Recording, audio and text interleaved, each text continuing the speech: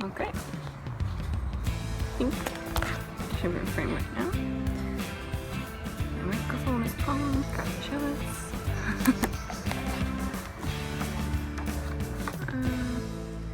Hi and welcome back to the Lazy Knitter podcast. My name is Renee and you can find me on Instagram as Renee Lobarkis and on Ravelry as Alazybeauty. Today is the 4th episode. It's the 10th of June 2016. It's a Friday. I normally record on Thursday, but there was a bit of drama yesterday and I posted about it on Instagram and I just wasn't in the right mindset to record then. I was a bit upset, a bit angry, a bit annoyed, quite a bit annoyed. And I want the podcast to be my happy place, and so I don't want to drag that sort of stuff into it. I will explain really quickly why it was late in a little bit, but I won't go into too much details because it's really not very interesting for anyone else. The last episode was slightly delayed as well, so there's a relatively short period of time between the two episodes. Because of that, I've thought up a new category that we can discuss in the podcast. It's going to be designer behind the scenes. If you've watched the other episodes, you might know that I design knitting patterns, which sounds really fancy, but I'm just a newbie, but I really like it and I want to keep going with it, and I thought it would be fun to sort of show you what goes into designing a pattern.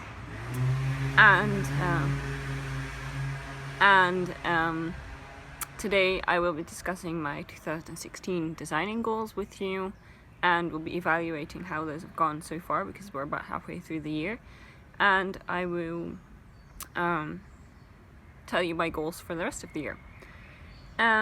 There's also no vlogs this week because there's such a short period of time between this episode and the last, and I just haven't really been doing anything interesting. I've been watching Netflix and knitting, but you can sort of imagine what that looks like, I guess. So maybe next week we'll see. Depends a little. And last week the episode was a little rushed because I had to go down for dinner. And I skipped the shopping segment, so this week we'll be starting off with a shopping segment, and so I can show you all the goodies I got. Okay, shopping. I'm trying not to buy as much yarn this year, but it's not going very well yet. Even though I'm trying not to buy yarn, somehow I keep ending up with more yarn. In this case, I didn't buy any of the yarn myself, which is good. The first shopping I have this week isn't really something I bought. It was a prize I won during Sock Madness. It's a skein of Cascade Heritage paints, hand painted in a lovely tonal green. It's got like a brownish green, a forest green, a darker green, a really bright green, a bluish green. It's just really gorgeous. It's very soft. I've never knit with Cascade before, so I'm very curious to see how this knits up. And I actually won this prize. In Sock Madness, they award prizes for funny reasons. They don't just say, oh, you were the fastest, you win a prize. So I got my prize because I had made a mistake on one of my socks.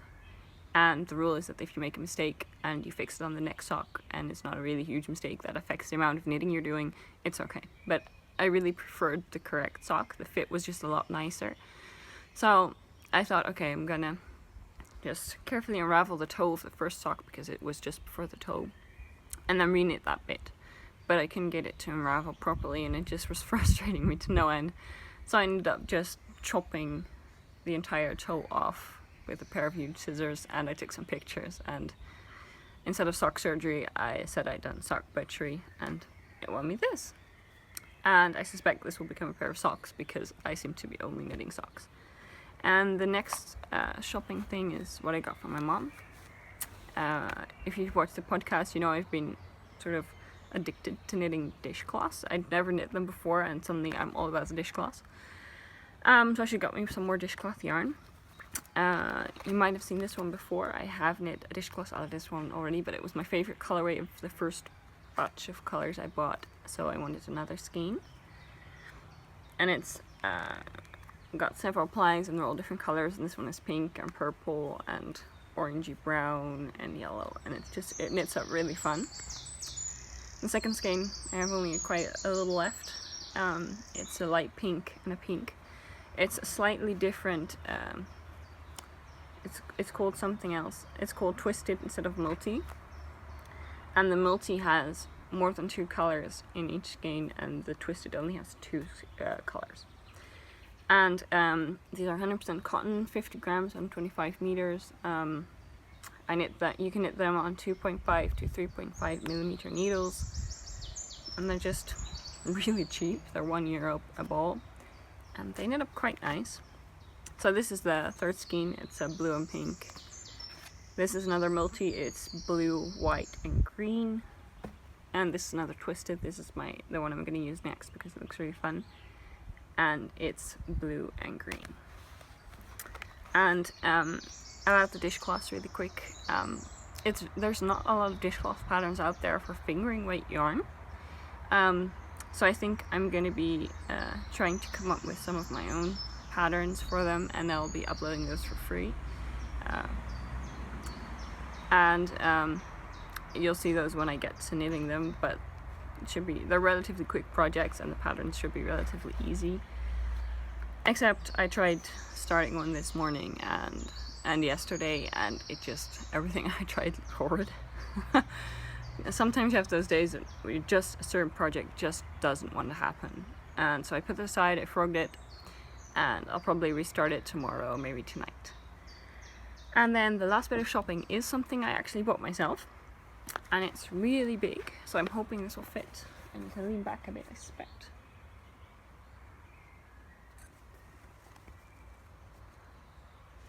It's a very lovely project bag. It's nice and big, and the print is candy, and it's made by Thimble and Thread Make. You can find her on Etsy and on Instagram. And the big oh no! So I just finished recording the podcast, and I went to check the footage, and after the camera fell when I showed you the project bag, I didn't turn it back on. So it's a 5-second clip instead of a 40-minute clip, so I need to redo that bit. So here we go again for the second time. I hope it sucks because it went really well. But okay, here we go again. This is the grandmother's favorite dishcloth that I knit this week. It's out of the Twisted yarn, the pink and the light pink that I just showed you. The pattern is by Ponies and Pearls and it's for free on Ravelry. I made some slight mods to the pattern because I increased the 60 stitches before starting the decreases, because I'm using a lighter weight yarn and smaller needles. I'm using 3.0 millimeter needles, and yeah, there's really not much to say about it, just simple dishcloth. The second FO this week is this one, the Ripples dishcloth by Marjorie Dussaud. It's a free pattern on Ravelry as well. Again, slightly modified. I did one extra ripple repeat because the pattern was written for a heavier yarn and bigger needles. Once again, I knit this on 3.0 needles, and yeah, I really like this one. It's a nice size for a dishcloth. It fits my hand nicely. And I started using the dishcloths I finished before. I used one to clean my face after I'd had a nice clay mask on, and it was really nice, so I'm definitely liking these. And another finished object. My show notes I wrote down yesterday because I was supposed to record yesterday, and I hadn't finished these by then yet, but I finished them this morning or last night. I finished them last night, and these are the Thistle socks. And these are my own design. I'm knitting them on 2.5 millimeter needles, and the yarn is the Knitting Traveler World Edition Frozen Rainbows colorway. These people unfortunately don't dye anymore. The yarn is very nice. It's a very nice base as well. It's very soft. And I have the chart written up for the chart is finished for these. I have all the notes I need to make the pattern, so I just need to write it up, take some pictures. I might do that after this if it's still light enough to take a good picture. And yeah, that's it. I still don't have a proper name for these as well. I'm still thinking. I still need to Google some poems that have thistles in them and see if there's something that I can use as a name. But if you have a fun suggestion, definitely let me know, and if I use your suggestion, you get a free pattern from my Ravelry store. Yeah, and another FO is the Molly Weasley blanket. I had mentioned before that it was in my apartment and that I couldn't take it with me everywhere because it's so big. Well, I had to pick up something else from my apartment. It wasn't feeling well, so my mom drove me, and I figured, hey, we're going by car. We can bring those extra 2 bags for the Molly Weasley blanket because I really want to knit on it. I need to be careful with the cable so I don't pull down the camera again. So, I think I left off around about this square. This is an opal. I'm not sure if I showed this one. This is a hand spun yarn, fingering weight about approximately, and I used it to knit a Waiting for Rain shawl. This is an opal advent calendar mini from 2015. This is Tiger Garn. It's a cheap dump store. My dad asked me what pasta I went. It's a cheap dump store, and they have some sock yarns as well. The sock yarn is surprisingly nice. It holds up really well in socks, and I just bought all their colorways because they're €1 a ball. But this one is not my favorite. It's very clown barfy. And I have one more 50-gram ball of it, so I figure it'll look nice in the blanket. It'll be tamed by everything around it. This is another handspun yarn. It's a merino nylon blend. The other one was Corriedale. This is merino nylon blend. I used it to knit my first pair of handspun socks, and I had a little left over, so I added a square. This is another opal advent calendar mini. This is a mermaid knitting mini, and I really like the colors of this one. It looked rather meh in the skein, but it knit up really nice. You can really see the pops of color here, and I would definitely want a full skein of that. I have to try and find out which one it is. This is another mermaid knitting one, and this is another opal advent calendar mini, and this is one of my favorites because of the light blue to pink gradient. That's it for the Molly Weasley. I'm going a little fast this time because my dad's already cooking dinner again. And it feels faster when you do it for the second time. So I'll go into works in progress. Not everything got worked on before this episode because the other episode was so shortly before this. I did work on my vanilla socks. The yarn is Regia, Arne and Carlos in colorway Star Night, which is 3653. I cast on 60 stitches, did a 2x2 ribbed cuff for about 25 rows, I think, rounds, and this is going to be a traditional afterthought heel, so I'm not putting in waste yarn where I want to do the afterthought heel, but I'm just going to cut it open and then insert the heel. And these are just my waiting room knitting. I'm not really in a hurry to finish these. I just take these when I need to knit in the car or when I'm going somewhere where I expect to be waiting, then I'll knit on those. I didn't knit on what didn't I knit on? I didn't actually knit on my Molly Weasley this week, but I hadn't showed you some of the squares yet. I'm just not really sure which one, so I'm hoping I didn't show you a lot of doubles. But I do plan on knitting up on that next, so. The next thing on my list was spinning, but I left my spindle upstairs inside, and as well as the fiber, so I'll show you that next time. I really wanted to spin, but I can't lug my spinning wheel everywhere every time I want to spin. So I picked up my spindle, a really basic one from Hilltop Cloud. It's a top whirl, and a nice merino nylon alpha wool braid that's the same as the green merino nylon I just showed you, but different colorway. And I'm gonna try and spin that into a 2-ply fingering weight. And I'm curious to see if it's easier to spin the slick merino nylon blend on the spindle. I'm a beginner spinner, so it's a little more difficult blend for me. Things like the Corriedale go much easier, but I'm hoping with practice I'll get better. And yeah, I'm curious to see if I'm better at it on the spindle. It was recording, so I'm on to the next segment. The next segment is Designer Behind the Scenes. It's the new thing for this episode. I'm a relatively new designer, but designing was a lot different than I expected at first, actually. And I thought it would be interesting for you to see some things that go on behind the scenes for a designer. And for this episode, I picked a topic, goals, and specifically 2016 goals. Every year, around the ending of the year or the beginning of the new year, on Ravelry, in certain groups geared towards designers, there's budding designers and the designers group. They're just groups where designers can have discussions and ask each other questions and opinions, and it's really very helpful.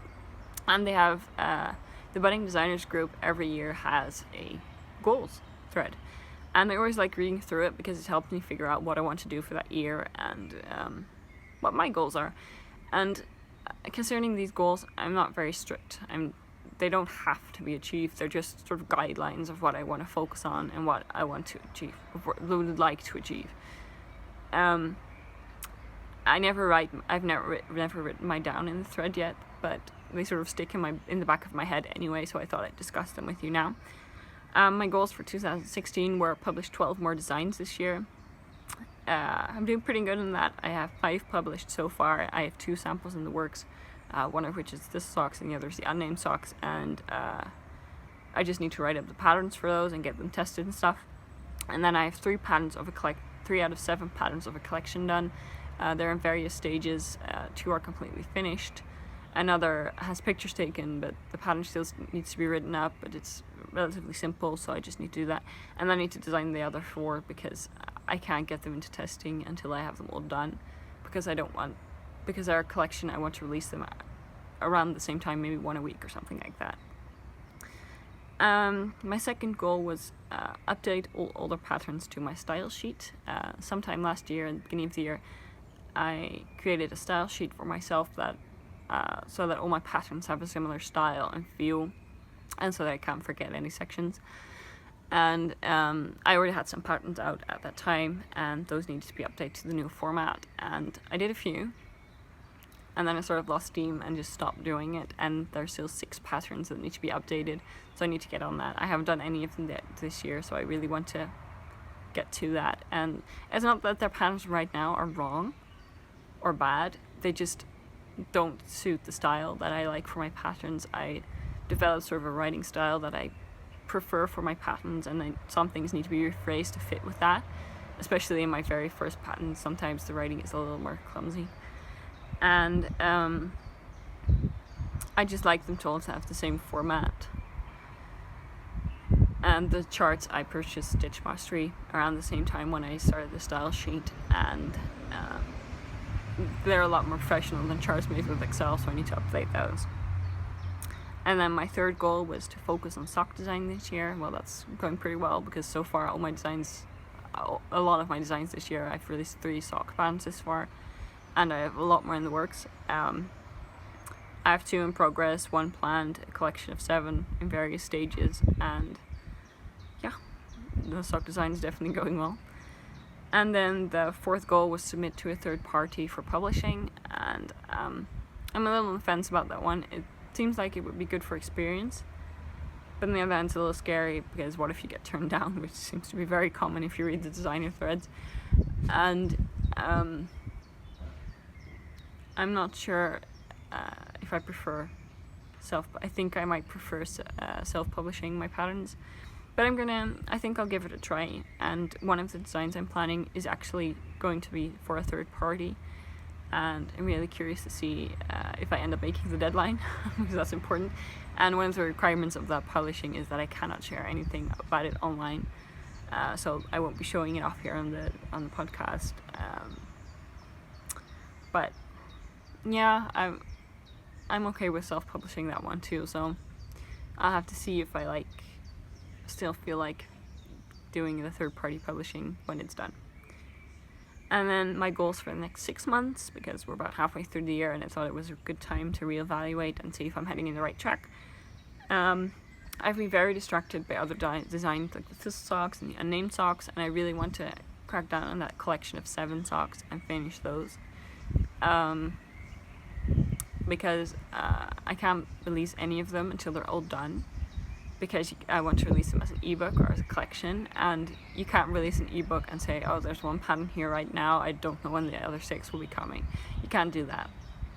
And my next goal is to update those last 6 patterns that need to be updated to the style sheet, and I'm just not worrying about the third part submission things.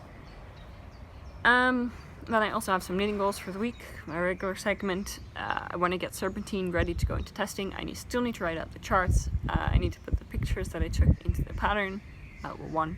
But I need to edit the pictures, make sure that everything looks okay, and then get it into testing. That should be not that much work, so I just need to get to it. typing out charts boring, so I keep putting it off, but I really need to get down to it because I want to publish them. Well, I wrote down finished thistle sock, but I already did that, so I want to write up the pattern. I want to cast on the second unnamed sock because I need to knit on a sock, and I want to work on my blanket. And that's it for the knitting and crafting stuff. For daily life, I mentioned yesterday on Instagram that I'd had a bit of a rough day. I had a hospital appointment and it did not go at all like I expected. It was nothing bad. We got a bunch of tests back, and as we had expected, nothing came out of them. It's not like I got any bad news or anything like that, but my doctor, which seemed very nice at the first appointment, just seemed to not care anymore. I really felt like a number instead of a patient or a person, and that's bad. That's not the kind of feeling you want your patients to have. And the appointment started off rough because we started by talking about my thyroid, because as I've mentioned on the last podcast, I really believe it's slowed down and that I need to up my doses. And she was like, no, that's not possible. You're on medication. It can't slow down, which is wrong. They're very wrong. And so we got into a bit of another discussion. We just started talking about it, and her information was just really wrong. She didn't seem to know much about the thyroid, and that just completely demolished any trust I had in her as a doctor. And so yeah, I won't be going to her for my thyroid stuff anytime soon. And she just really didn't seem to be listening to us at all. She didn't really let us finish. She just had her speech in her head, and if we started to say something, she'd just talk over the end of what we were asking and just say the same thing over and over and over and not really answer our question. And we were kind of surprised, and both me and my mom are not people that people walk all over us, but in this case we definitely did, and we just wanted to get out of there by a certain point, and it ended up that we left with questions that we had wanted to ask her because we were just so surprised about how the appointment had gone, and that was not good. But I visited with my regular doctor because she wouldn't, the doctor in the hospital wouldn't even let me get my blood work done to look at my values, which is ridiculous. And so I went to my regular doctor, got a form for blood work, got that drawn this morning, and I'm hoping to have the results by Monday, and then hopefully I can start feeling a little more fit. And yeah, it was just a bit of a disappointment yesterday. We were quite angry, actually. And I want the podcast to be my happy space. I just want to be, well, it's like you're with friends or at a knit night, and disappointment and anger doesn't really fit there. So that's why I postponed recording until today, because yesterday I was just not in the right mood.